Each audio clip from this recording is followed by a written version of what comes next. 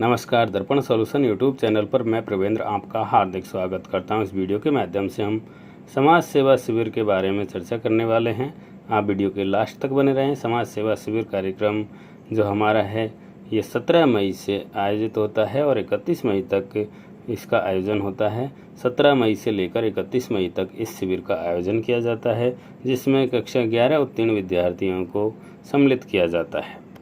इस कार्यक्रम का प्रतिदिन जो शेड्यूल रहेगा वो आपको यहाँ पर स्क्रीन पर दिखाई दे रहा है। सुबह 7 से 8 बजे के बीच में प्रार्थना, जो कार्यस्थल है उसकी साफ़ सफाई और एक्सरसाइज ये कार्यक्रम रहेगा। उसके बाद में 8 बजे से 11 बजे तक जो गतिविधियाँ हैं उनका संचालन करना है। 11 से 11:30 के बीच में अल्पाहार और विश्राम है। 11:30 से लेकर 11:45 तक समीक्षा है और उसके बाद में 11:45 से 12 बजे तक अगले दिन की कार्य योजना का निर्माण है। यह हमारा प्रतिदिन का कार्यक्रम रहने वाला है। प्रस्तावना की बात कर लेते हैं। हमारे यहाँ पर जो हमारे राष्ट्रपिता हैं महात्मा गांधी जी, देश की युवा शक्ति को पूर्णतः समाज सेवा की सृजनशील धारा की ओर उन्मुख करने के पक्षधर थे। इसलिए उनका कहना था कि विद्यार्थी समाज की आर्थिक और सामाजिक अक्षमता के संबंध में न केवल वैचारिक सहानुभूति रखे वरन वे संख्यात्मक कार्यों में उत्साह से भाग भी ले, ताकि नागरिकों के जीवन स्तर को आर्थिक और नैतिक दृष्टि से उन्नत किया जा सके। इसके अलावा अनेक शिक्षाविद और समाज सेवियों ने भी समाज सेवा के महत्व को प्रतिपादित किया। अतः विद्यार्थियों को शिक्षा ग्रहण करने के साथ साथ समाज सेवा करने हेतु प्रेरित किया जाता है। इसका यह ध्येय इसलिए भी रखा गया है कि विद्यार्थियों की सामाजिक चेतना को जागृत किया जा सके, जिससे कि वे अपने गांव शहर के नागरिकों के साथ मिलकर सृजनात्मक और रचनात्मक कार्य भी कर सकें तथा जो शिक्षा वे ग्रहण करते हैं उसे समाज उन्मुखी करके सामाजिक उपयोग में ले सकें। इसके अलावा विद्यार्थी समाज सेवा के माध्यम से अपने व्यक्तित्व का विकास करें और अपने अनुभव विकसित करें। शिक्षा का लक्ष्य विद्यार्थियों के व्यक्तित्व का सर्वांगीण विकास करना है और समाज सेवा विद्यार्थियों के व्यक्तित्व के विकास में सहायक है। इसी उद्देश्य की पूर्ति हेतु राज्य में कक्षा 9 से 10 के विद्यार्थियों के पाठ्यक्रम में समाज उपयोगी उत्पादन कार्य और समाज सेवा विषय भी समाहित होते हैं और कतिपय चयनित उच्च माध्यमिक विद्यालय में कक्षा 11 से 12 के विद्यार्थियों के लिए NSS राष्ट्रीय सेवा योजना भी संचालित होती है। कक्षा 11 उत्तीर्ण विद्यार्थियों द्वारा ग्रीष्म अवकाश में 2 सप्ताह के लिए समाज सेवा करना प्रस्तावित है, परंतु NSS से जुड़े विद्यार्थी इस कार्यक्रम से मुक्त रहेंगे। आगे हम चलते हैं उद्देश्य। यहाँ पर आपको उद्देश्य दिखाई दे रहे हैं। कक्षा 11 उत्तीर्ण विद्यार्थी द्वारा ग्रीष्म अवकाश में समाज सेवा करने के उद्देश्य निम्नलिखित हैं। विद्यार्थियों को सामाजिक जीवन से सरोकार करना, विद्यार्थियों को निस्वार्थ भाव से सेवा करने को प्रेरित करना, विद्यार्थियों में सामाजिक दायित्व और सद्नागरिक के भाव विकसित करना, सामुदायिक समस्याओं के प्रति संवेदनशीलता विकसित करना, सामूहिक जीवन जीने का कौशल उत्पन्न करना, सामूहिक गतिविधियों में सहभागिता निभाने की तैयारी करना, लोकतांत्रिक मूल्यों के प्रति आदर भाव उत्पन्न करना। इस तरह से आपको यहाँ पर उद्देश्य दिखाई दे रहे हैं। राष्ट्रीय एकता की भावना पनपाना, यह मुख्य उद्देश्य हमारे इस शिविर के हैं। इसके बाद हम चलते हैं गतिविधियाँ। समाज सेवा की जो गतिविधियां हैं, विद्यार्थियों द्वारा समाज सेवा से संबंधित अग्रांकित मुख्य गतिविधियों में सहभागिता निभाना प्रस्तावित है। राष्ट्रीय एकता एवं सांप्रदायिक सद्भाव, परिवार कल्याण, पर्यावरण संवर्धन और संरक्षण, साक्षरता के प्रति जागृति, मतदान के प्रति संचेतना, कानूनी साक्षरता, उपभोक्ता संरक्षण, अल्प बचत, सरकारी योजनाओं की जानकारी, प्राथमिक उपचार का ज्ञान, यातायात के नियम, प्राकृतिक आपदाओं में सावधानियां, ऋण उपलब्धता, अंधविश्वासों का उन्मूलन, सामाजिक बुराइयों का निवारण, बुक बैंक की स्थापना, वाचनालय की व्यवस्था, चल पुस्तकालय का संचालन, विद्यालय भवन का सौंदर्यीकरण, सार्वजनिक स्थल की साफ सफाई, सांस्कृतिक धरोहर का संरक्षण, विकासात्मक बीमारों की सेवा, लाचार व्यक्तियों की सेवा, निरक्षरों को पत्र पढ़ना लिखना, सार्वजनिक स्थल पर जल सेवा, समारोह उत्सव में सहयोग करना, क्रीड़ा केंद्र का संचालन, वस्तुओं का निर्माण सर्वेक्षण करना, ये सारी हमारी गतिविधियाँ रहेंगी। इसके अलावा भी उपलब्ध संसाधनों और स्थानीय आवश्यकताओं के मद्देनज़र अन्य गतिविधियों का चयन भी आप कर सकते हैं। यह हमारी मुख्य गतिविधियाँ रहेंगी। इनके बारे में विस्तृत चर्चा आगे भी करने वाले हैं। अब इसमें हम सबसे पहले देख लेते हैं जो हमारा शिविर है उसके संस्था प्रधान के क्या क्या दायित्व हैं। यहाँ पर आपको स्क्रीन पर दिखाई दे रहे हैं। आप इन दायित्वों को पढ़ सकते हैं। विद्यालय स्तर पर जो योग्य व्याख्याता हैं या वरिष्ठ अध्यापक हैं उनको प्रभारी नियुक्त करेंगे। एक दल नायक नियुक्त करेंगे। जो प्रभारी है वो भी दल नायक होना चाहिए। और भी यहाँ पर आपको जो दिखाई दे रहे हैं बिंदु, उनका आप वीडियो को पॉज करके अध्ययन कर लें। संस्था प्रधान के मुख्य दायित्व यहाँ पर दिए गए हैं। इसके बाद में प्रभारी के दायित्व यहाँ पर आपको दिखाई दे रहे हैं। जो प्रभारी शिक्षक होगा उसके दायित्व आपको यहाँ पर स्क्रीन पर दिखाई दे रहे हैं। विद्यार्थी द्वारा समाज सेवा की क्रियान्विति करने के लिए प्रभारी शिक्षक के निम्नलिखित दायित्व होंगे।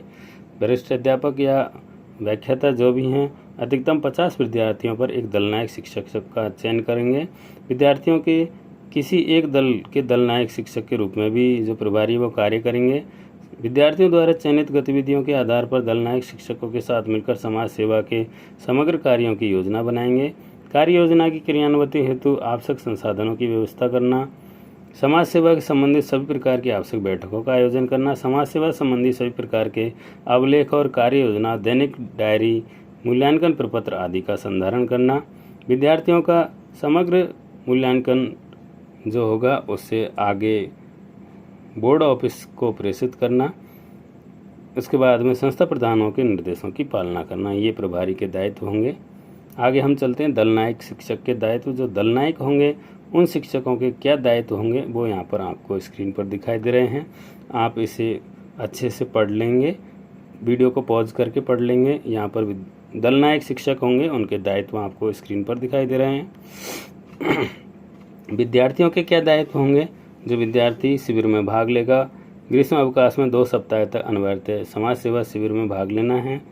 समाज सेवा शिविर की क्रियान्विति हेतु वांछित सामग्री स्वयं द्वारा जुटाना, पूर्णतः अनुशासन में रहना, 2 गतिविधियों के आधार पर 2 सप्ताह के लिए 4 गतिविधियों का चयन कर उनकी क्रियान्विति करना, ये विद्यार्थियों के दायित्व हैं। और प्रतिदिन डायरी संधारण कर किए गए कार्य को संबंधित व्यक्ति या जो दलनायक हैं उन्हें सत्यापित करवाना, अपनी डायरी कार्य संपादित समाप्ति पर दलनायक शिक्षक को जमा कराना, संस्था प्रधान, प्रभारी और दलनायक के निर्देशों का पालन करना, ये विद्यार्थियों के दायित्व रहेंगे। अब हम आगे चलते हैं गतिविधियों की क्रियान्विति। यहाँ पर हम जो मुख्य गतिविधियाँ हैं जिनकी चर्चा हमने बिंदु संख्या 4 में की थी उन्हीं को यहाँ पर विस्तृत समझाया गया है। 17 मई से 31 मई तक इन गतिविधियों का हम संचालन करेंगे। पहली गतिविधि यहाँ पर है राष्ट्रीय एकता और सांप्रदायिक सद्भाव। आप यहाँ पर देख पा रहे हैं स्क्रीन पर राष्ट्रीय एकता और सांप्रदायिक सद्भाव के लिए हमें कौन कौन सी गतिविधि करवानी है या करवा सकते हैं वो पूरे आपको यहाँ पर दिखाई दे जाएगी। राष्ट्रीय एकता एवं सामुदायिक सद्भाव बढ़ाने हेतु सर्वधर्म प्रार्थना सभा आयोजित कर सकते हैं, शांति यात्रा आयोजित कर सकते हैं, प्रभात फेरी निकाल सकते हैं, रैली निकाल सकते हैं, प्रदर्शनी लगा सकते हैं, व्याख्यान करवा सकते हैं, संगोष्ठी करवा सकते हैं, परिचर्चा कर सकते हैं, युवाओं द्वारा महापुरुषों के क्रियाकलापों पर चर्चा करवा सकते हैं। और भी यहाँ पर आपको विचित्र वेशभूषा प्रतियोगिता का आयोजन कर सकते हैं। इस तरह से आपको यहाँ पर स्क्रीन पर और भी गतिविधियाँ दिखाई दे रही हैं, उनमें से आप अध्ययन करके अपने स्तर पर आयोजित कर सकते हैं। अगली गतिविधि की हम यहाँ पर चर्चा करते हैं परिवार कल्याण। परिवार कल्याण संबंधित जो गतिविधि है उसका आयोजन करना। यहाँ पर छोटे परिवारों के बारे में बड़े परिवारों से तुलना करके समझाना, बढ़ती जनसंख्या के दुष्प्रभावों की जानकारी देना, छोटे बड़े परिवारों के बीच में तुलनात्मक अध्ययन कर छोटे परिवारों का लाभ बताना, छोटा परिवार सुखी परिवार के दूरगामी परिणामों से अवगत कराना। इस तरह से यहाँ पर परिवार कल्याण से रिलेटेड जो गतिविधि है उसका आयोजन कर सकते हैं।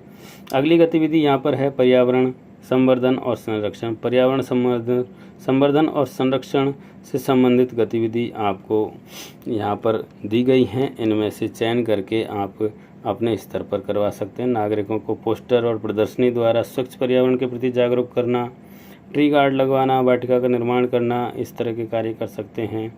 वन विभाग के सहयोग से वृक्षारोपण करवाना, रोपित किए गए वृक्षों की देखभाल करना, इको क्लब की सहायता लेकर वृक्षारोपण करवाना, गोबर गैस सोलर चूल्हे की उपयोगिता की जानकारी देना। इस तरह से हमें यहाँ पर बहुत सारे बिंदु मिल जाएंगे, उन पर हम चर्चा कर सकते हैं, विद्यार्थियों को और नागरिकों को उसके बारे में बता सकते हैं। इसी तरह से आगे साक्षरता के प्रति जागृति, साक्षरता के प्रति जागृति पैदा करना, विद्यार्थियों द्वारा 6 से 14 वर्ष और 15 से 35 वर्ष के व्यक्तियों को साक्षर किया जा सकता है। इसके लिए आप नागरिकों में नुक्कड़ नाटक, लोकगीत, समूह गीतों के माध्यम से, प्रभात फेरी, रैली के माध्यम से जागृति पैदा कर सकते हैं। हम सर्वे कर सकते हैं, निरक्षरों का पता लगा सकते हैं और उन निरक्षरों के साक्षर करने के लिए जागरूक कर सकते हैं। नुक्कड़ नाटक, रैली और लोकगीतों के माध्यम से हम इस तरह की क्रियाकलाप या गतिविधि करवा सकते हैं। इसी तरह से मतदान के प्रति संचेतना, विद्यार्थी द्वारा नागरिकों को मत का महत्व समझाते हुए उन्हें भविष्य में हर प्रकार के लोभ, भय त्याग कर अनिवार्यतः मतदान भाग लेने और सच्चे जनप्रतिनिधि को मत देने के लिए प्रेरित किया जा सकता है। इस तरह का कार्य भी हम इसके माध्यम से करवा सकते हैं। कानूनी साक्षरता, यानी कि विद्यार्थियों द्वारा नागरिकों को यह बताना कि आवश्यकता पड़ने पर वे कानून से कैसे सहायता प्राप्त करेंगे, उसकी जानकारी हम इस शिविर के माध्यम से नागरिकों को दे सकते हैं। अब आगे है उपभोक्ता संरक्षण। उपभोक्ता संरक्षण विद्यार्थियों द्वारा नागरिकों को सामान के क्रय विक्रय, सेवा पाने के समय जागरूक रहने और आवश्यकता पड़ने पर उपभोक्ता संरक्षण अधिनियम 1986 का उपयोग करना सिखाया जा सकता है। उपभोक्ता संबंधित जानकारी स्थानीय नागरिकों को देना, विधि विभाग के सहयोग से उपभोक्ता कानून की जानकारी उपलब्ध कराना, नुक्कड़ नाटक वगैरह का आयोजन हम करवा सकते हैं। अगली गतिविधि है अल्प बचत। अल्प बचत संबंधित जानकारी हम दे सकते हैं। बैंक में खाता खुलवाने की जानकारी यहाँ पर दी जा सकती है। पोस्ट ऑफिस में बचत बैंक खुलवाने की जानकारी दी जा सकती है। इस तरह से यहाँ पर हम बचत बैंक से रिलेटेड जानकारी दे सकते हैं। सरकारी योजनाओं की जानकारी, सरकारी योजनाओं से संबंधित जानकारी भी हम नागरिकों को इस शिविर के माध्यम से दे सकते हैं। शिक्षा, भवन निर्माण, बिजली, स्वास्थ्य, तकनीकी, कृषि, इनसे संबंधित जानकारी हम दे सकते हैं। इसी तरह से चार्ट, पोस्टर, स्लोगन के माध्यम से इन जानकारियों को हम नागरिकों तक पहुंचा सकते हैं। आगे है प्राथमिक उपचार का ज्ञान।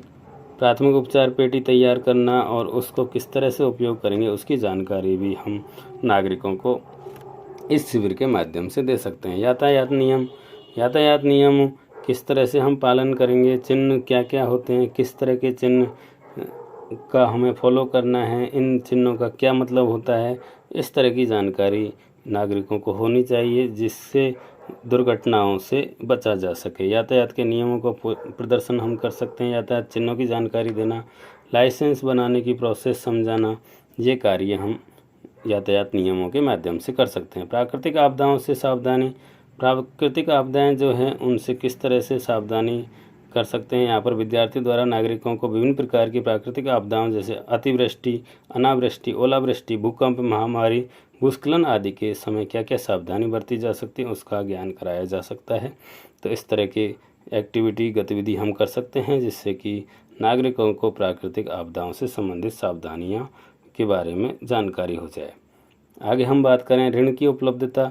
अगर किसी को ऋण की आवश्यकता है तो किस तरह से उपलब्ध होगा, उसके लिए कहाँ से ऋण उपलब्ध हो सकता है उसकी जानकारी देना। अंधविश्वासों का उन्मूलन, जो अंधविश्वास हैं जैसे रात को झाड़ू नहीं लगाना, बिल्ली के रास्ते काटने पर आगे नहीं बढ़ना या छींक आने पर घर से बाहर नहीं निकलना, इस तरह की जो अंधविश्वास हैं उनको वैज्ञानिक दृष्टिकोण उत्पन्न करते हुए उन्हें दिमाग से हटाना या अंधविश्वासों के जो वैज्ञानिक दृष्टिकोण है उसके माध्यम से गलत सिद्ध करना, ये भी हमारा इस शिविर में एक गतिविधि है। उसके बाद में सामाजिक बुराइयों का निवारण हम कर सकते हैं। समाज में व्याप्त जो बुराइयां हैं, छुआछूत, जाति प्रथा, मृत्यु भोज, बाल विवाह, सती प्रथा, कन्यावध, भ्रूण हत्या, नारी शिक्षा का अभाव, ऐसी बुराइयों को भी हम इस शिविर के माध्यम से दूर कर सकते हैं, नागरिकों को जागरूक कर सकते हैं। आगे है बुक बैंक की स्थापना। हम विद्यालय में बुक बैंक की स्थापना कर सकते हैं और उसमें जो पुस्तकें हैं उनकी सूची बनाकर जो नागरिक हैं पढ़ना चाहते हैं बुक बैंक के माध्यम से अपना ज्ञान बढ़ा सकते हैं। इसी तरह से वाचनालय की स्थापना, बुक बैंक के साथ में वाचनालय की भी स्थापना कराई जा सकती है, जिसमें हम पत्र पत्रिकाओं की इकट्ठा करके, जिससे कि जो नागरिक हैं या लोग हैं वो आकर उन पत्र पत्रिकाओं को पढ़ सकें, बुक्स को पढ़ सकें। इस तरह से आप वाचनालय की व्यवस्था भी यहाँ पर कर सकते हैं। चल पुस्तकालय का स्थापना भी इस शिविर के माध्यम से आप कर सकते हैं। विद्यालय भवन का सौंदर्यीकरण का कार्य भी विद्यालय इस शिविर के माध्यम से आप कर सकते हैं, जिसमें पुस्तकालय, कक्षा कक्ष, खेल मैदान, बगीचा, पीने का पानी, टंकियों का चयन कर सकते हैं, स्वच्छता की कार्रवाई कर सकते हैं, बिजली के पंखों की साफ सफाई कर सकते हैं, कक्षा में नीचे की दीवारों की पुताई कर सकते हैं, पीने के पानी की टंकी की साफ सफाई कर सकते हैं, बगीचे की गुड़ाई कर सकते हैं, खरपतवार को निकालना या पानी देना, ये कार्य हम कर सकते हैं विद्यालय भवन के सौंदर्यीकरण के लिए। ये भी हमारे शिविर में होगा। सार्वजनिक स्थल की साफ सफाई का कार्यक्रम हम कर सकते हैं। इसकी प्रोसेस भी हम आपको यहाँ पर स्क्रीन पर दिखाई दे रही है। सांस्कृतिक धरोहर का संरक्षण का कार्य भी कर सकते हैं। झील है, तालाब है, मंदिर मस्जिद हैं, उनका संरक्षण किया जा सकता है, उनकी साफ़ सफाई की व्यवस्था कर सकते हैं। इसी तरह विकासात्मक कार्य जो हमारे हैं उनमें सहयोग कर सकते हैं।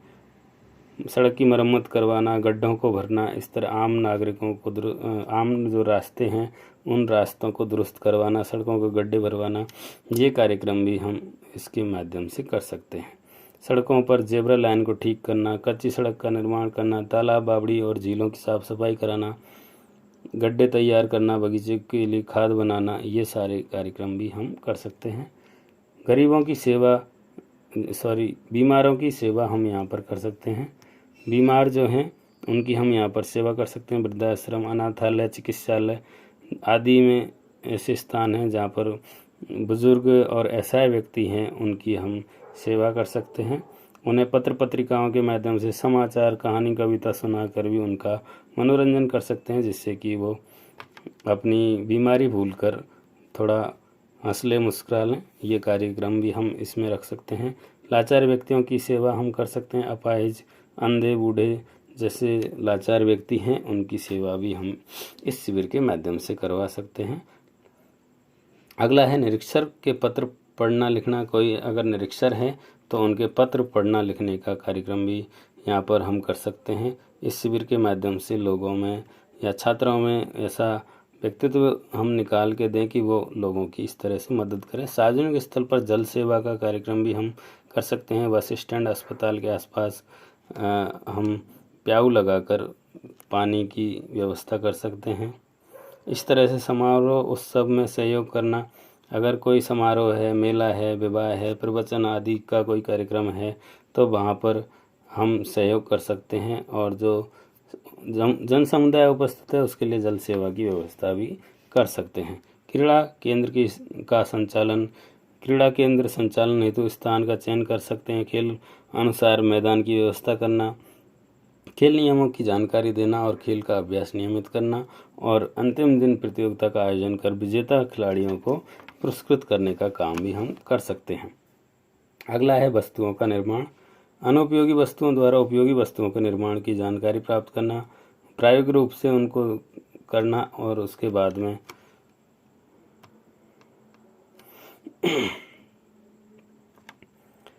वस्तुओं का निर्माण जानकारी प्रायोगिक रूप से देना, नागरिकों से अनुपयोगी वस्तुओं को एकत्रित करवाकर उपयोगी वस्तुओं का निर्माण करवाना, और निर्मित वस्तुओं को बिना लाभ हानि के विक्रय करना। इस तरह से आप यहाँ पर कर सकते हैं। सर्वेक्षण का कार्य भी आप यहाँ पर कर सकते हैं। किसी भी बिंदु पर हम सर्वे कर सकते हैं और उसका रजिस्टर तैयार कर सकते हैं, और संबंधित विभाग को वो सर्वे हम उपलब्ध करवा सकते हैं अगर ज़रूरत है तो। इसी तरह से अगला जो आपका स्टेप रहेगा वो रहेगा मूल्यांकन। गतिविधि आयोजित करने के बाद में उनका मूल्यांकन किया जाना है। प्रत्येक विद्यार्थी का समाज सेवा योजना संबंधित मूल्यांकन अपने दलनायक शिक्षक द्वारा ही किया जाएगा। मूल्यांकन का आधार विद्यार्थी द्वारा गतिविधियों की क्रियान्विति और विद्यार्थी द्वारा संधारित दैनिक डायरी का अवलोकन होगा। मूल्यांकन निर्धारण मापनी या रेटिंग स्केल मेथड द्वारा किया जाएगा। प्रत्येक गतिविधि के आगे अलग अलग मानदंड होंगे। पहला है आयोजना, दूसरा प्रबंधन, तीसरा क्रियान्विति, चौथा है निष्पादन और पांचवा गुणवत्ता। प्रत्येक मानदंड के मूल्यांकन हेतु 5 अंक निर्धारित किए गए हैं। प्रत्येक मानदंड के लिए कार्य स्तर अनुसार अंक प्रदान करने होंगे। इस प्रकार से प्रत्येक गतिविधि का टोटल जो मूल्यांकन होगा वो 25 अंकों में से होगा। प्रत्येक विद्यार्थी की कुल 4 गतिविधियों के मूल्यांकन हेतु कुल पूर्णांक 100 होगा। एक गतिविधि 25 अंक की है तो 4 गतिविधि 100 अंक की होगी। प्रत्येक विद्यार्थी 100 में से प्राप्त अंकों के आधार पर उन्हें ग्रेड दी जाएगी। अगर स्टूडेंट 50% से नीचे लाता है तो उसे डी ग्रेड दी जाएगी। उसका संप्राप्ति स्तर सामान्य होगा। 50 से 59 तक अच्छा है, ग्रेड सी मिलेगी। 60 से 79 तक उत्तम है, ग्रेड बी मिलेगी। और 80 से 100 तक उत्कृष्ट है, ग्रेड ए मिलेगी। इस तरह से इन्हें ग्रेड उपलब्ध करवाएंगे। यानी कि जो हमारा एक्टिविटी होगी उसके ये 5 बिंदु होंगे। 5 बिंदु के आधार पर अंक दिए जाएंगे और अंक देने के बाद में जब उनका टोटल किया जाएगा उनके आधार पर यहाँ पर ये ग्रेड स्टूडेंट को प्रदान की जाएगी। दलनायक शिक्षक द्वारा प्रत्येक विद्यार्थी का परिशिष्ट फर्स्ट समाज सेवा योजना मूल्यांकन प्रपत्र तैयार किया जाएगा जिसमें वो अंक दिए जाएंगे। अंक तालिका और प्रमाण पत्र संस्था प्रदान सत्रांक के रूप में विद्यार्थी की समाज सेवा की ग्रेड जो हैं उसे बोर्ड ऑफिस तक पहुंचाएंगे जिससे कि उसकी 12th की मार्कशीट में ये ग्रेड छपी हुई मिले या उन्हें रिजल्ट के साथ प्राप्त हो। आगे हम बात करते हैं समाज सेवा शिविर की पूर्व तैयारी के लिए हमें क्या क्या करना है। प्रत्येक विद्यालय में माह फरवरी के प्रथम सप्ताह में समाज सेवा शिविर का आयोजन तैयार करने हेतु प्रधानाचार्य द्वारा शिक्षकों की एक बैठक आयोजित कर निम्नानुसार कार्रवाई की जाए। समाज सेवा स्थल का चयन किया जाए। शिविरार्थियों हेतु स्थानीय आवश्यकता के आधार पर 4 गतिविधियों का चयन कक्षा 11 समाज सेवा शिविर में उल्लेखित 30 गतिविधियों में से भी चयन किया जा सकता है।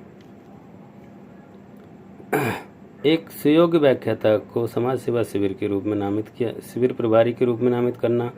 उसके बाद में कक्षा 11 में अध्ययनरत विद्यार्थियों को 50-50 के समूह दल में विभक्त कर प्रत्येक दल को एक प्रेरणास्पद नाम प्रदान करना।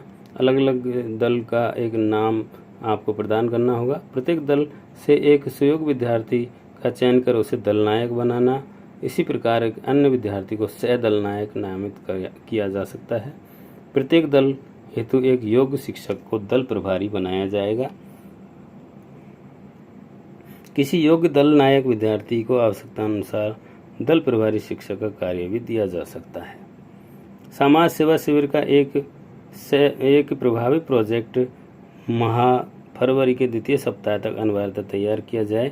यह प्रोजेक्ट द्वितीय सत्रांत में संस्था प्रधान द्वारा बागपीठ संगोष्ठी में जिला शैक्षिक प्रकोष्ठ अधिकारी को जमा कराना जरूरी होगा। समाज सेवा शिविर की अवधि में क्या कार्य करने होंगे। प्रत्येक विद्यालय में 2 सप्ताह का समाज सेवा शिविर 17 मई से 31 मई तक विद्यालयों में आयोजित किया जाएगा जिसमें कक्षा 11 उत्तीर्ण प्रत्येक विद्यार्थी को द्वारा भाग लेना अनिवार्य होगा। यह शिविर बोर्ड विवरणिका कक्षा 12 के निर्देशों के अनुरूप संचालित होगा। NSS प्रवृत्ति के भाग लेने वाले विद्यार्थी समाज सेवा शिविर में मुक्त रखे जाएंगे। उक्त शिविर प्रथम सप्ताह 17 मई से 23 मई तक में 2 चयनित गतिविधियों पर एवं द्वितीय सप्ताह 24 से 31 मई में शेष 2 चयनित गतिविधियों पर प्रत्येक विद्यार्थी प्रतिदिन 7:30 से 11:30 बजे तक कार्य करेगा। शिविर में प्रतिदिन 11:30 से 11:45 तक शिविर कार्य की समीक्षा कर शिविर को पूर्ण सफल व प्रभावी बनाने हेतु निर्णय लिए जाएंगे। शिविर में प्रतिदिन 11:45 से 12 बजे तक उक्त समीक्षा के आधार पर आगामी दिवस की कार्य योजना बनाकर उसे दल प्रभारी शिक्षक और दल नायक को अवगत कराया जाएगा। विद्यार्थी प्रतिदिन 11:30 से 12 बजे तक स्वयं के दैनिक कार्य घटनाएं अनुभव शिविर दैनिक डायरियों में संधारित करेंगे। दल नायक प्रतिदिन 12 बजे अपने दल के सभी विद्यार्थियों की दैनिक डायरी एकत्रित कर उन्हें अपने दल प्रभारी शिक्षक को सौंपेगा। दल प्रभारी शिक्षक अपना अवलोकन कर अपेक्षित दिशा निर्देश प्रदान करेंगे तथा डायरी में यथास्थान हस्ताक्षर करेंगे। शिविर में अल्पाहार भोजन विद्यार्थी अपने घर से लाएंगे। शिविर में अन्य जो भी वह है वो जन सहयोग या विद्यार्थी विकास कोष या छात्र निधि कोष से प्राप्त कर सकते हैं। 23 मई को दल प्रभारी शिक्षक विद्यार्थियों की प्रथम सप्ताह की 2 गतिविधियों का निरीक्षण कर निर्धारित विद्यार्थी मूल्यांकन प्रपत्र परिशिष्ट में अपने विद्यार्थियों की प्राप्तांक व ग्रेड अंकित करेंगे। तत्पश्चात 24 से 31 तक विद्यार्थियों के 2 गतिविधियों पर कार्य करेंगे, जिनका मूल्यांकन 31 मई को दल प्रभारी शिक्षक द्वारा किया जाएगा तथा विद्यार्थी को प्रत्येक गतिविधि में प्राप्त अंकों के आधार पर ग्रेड प्रदान की जाएगी। शिविर समाप्ति पर क्या कार्य किया जाना है? प्रधानाचार्य समाज सेवा शिविर के प्रभारी व्याख्याता से निम्नलिखित दस्तावेज प्राप्त करेंगे। समाज सेवा शिविर का प्रोजेक्ट, दैनिक डायरी, मूल्यांकन प्रपत्र और प्राप्तांक व ग्रेड अंक तालिका और प्रतिवेदन हेतु परिशिष्ट थर्ड। प्रधानाचार्य अपने विद्यालय की समाज सेवा योजना का प्रोजेक्ट 10 जून तक जिला कार्यालय में जमा कराएंगे। जिला शिक्षा अधिकारी माध्यमिक प्राप्त समाज सेवा शिविर प्रोजेक्ट में से सर्वश्रेष्ठ 3 प्रोजेक्ट के चयन हेतु 3 सदस्यीय समिति का गठन करेंगे और उनके आधार पर यहाँ पर प्रथम, द्वितीय और तृतीय जो मुख्य रहेंगे उनको आगे प्रोत्साहित किया जाएगा। यहाँ पर प्रोत्साहन के लिए राशि हमें दिखाई गई है। माध्यमिक शिक्षा बोर्ड द्वारा प्रत्येक जिले में इन 3 श्रेष्ठ प्रोजेक्ट हेतु प्रथम स्थान पर 2000, द्वितीय स्थान वालों को 1500 और तृतीय स्थान वालों को 1000 का चेक प्रत्येक जिले के संबंधित जिला शिक्षा अधिकारी को मय प्रमाण पत्र 31 जुलाई तक भेजे जाएंगे। इस तरह से आपको यहाँ पर जो महत्वपूर्ण जानकारी है वो समस्त उपलब्ध करवा दी गई है। यहाँ पर ग्रेड मार्कशीट में शो हो जाएगी। इसके बाद में इस संलग्न जो हैं वो है समाज सेवा योजना का मूल्यांकन प्रपत्र, परिवीक्षण प्रपत्र और प्रतिवेदन। तो हमें यहाँ पर प्रतिवेदन तैयार करना है, मूल्यांकन का जो प्रपत्र है उसको भी तैयार करना है। ये आपके सामने समाज सेवा योजना का मूल्यांकन प्रपत्र है। इस तरह से विद्यार्थी का नाम, कक्षा, जन्मतिथि, माता का नाम, पिता का नाम, विद्यार्थी का प्रवेशांक, ये हमें यहाँ पर लिखना है और इनकी जो अंकों का निर्धारण है वो यहाँ पर करना है। इस तरह से हम ये कार्य करेंगे। आगे यहाँ पर है समाज सेवा योजना शिविर का प्रतिवेदन परिशिष्ट थर्ड। इसमें प्रतिवेदन हमें लिखना है, पूरा प्रतिवेदन हम यहाँ पर बना लेंगे। इस तरह से ये पूरा प्रतिवेदन है। इसमें शिविर प्रभारी के हस्ताक्षर होंगे और संस्था प्रधान के भी यहाँ पर सील सहित हस्ताक्षर होंगे। इसी तरह से ये हमारा एक फॉर्मेट है, आपने पहले देख लिया है। इसमें समाज सेवा मूल्यांकन प्रपत्र है, इसे हम यहाँ पर देख पा रहे हैं। दल नायक के हस्ताक्षर हैं, प्रभारी के हस्ताक्षर हैं, संस्था प्रधान के यहाँ पर हस्ताक्षर हैं। ये आदेश है जिसके माध्यम से समाज सेवा शिविर का आयोजन किया जा रहा है। यहाँ पर यह आदेश निदेशालय से है, निदेशालय का 2022 का ये आदेश है। इन आदेशों के तहत इन शिविरों का आयोजन किया जाना है। ये शिविर पहले भी आयोजित होते थे, लेकिन कोरोना की वजह से बीच में 1-2 साल के लिए इन्हें स्थगित किया गया था। अभी वर्तमान में वापस से ये शिविर आयोजित हो रहे हैं। तो आपको इस तरह से पूरी जानकारी प्राप्त हो गई है। आपको कौन कौन से डॉक्यूमेंट तैयार करने हैं, रोज़ाना क्या एंट्री करनी है, स्टूडेंट को क्या कार्य करना है, दल प्रभारी को क्या कार्य करना है, शिविर प्रभारी को क्या कार्य करना है, लगभग सभी जानकारियाँ इस वीडियो के माध्यम से आपको प्राप्त हो गई हैं। आशा करता हूँ आपको वीडियो पसंद आया होगा। वीडियो पसंद आया हो तो लाइक करें, कमेंट करें और ऐसे साथियों को शेयर करें जिन्हें समाज सेवा शिविर संबंधित जानकारी चाहिए। वीडियो देखने के लिए आप सभी का बहुत बहुत धन्यवाद।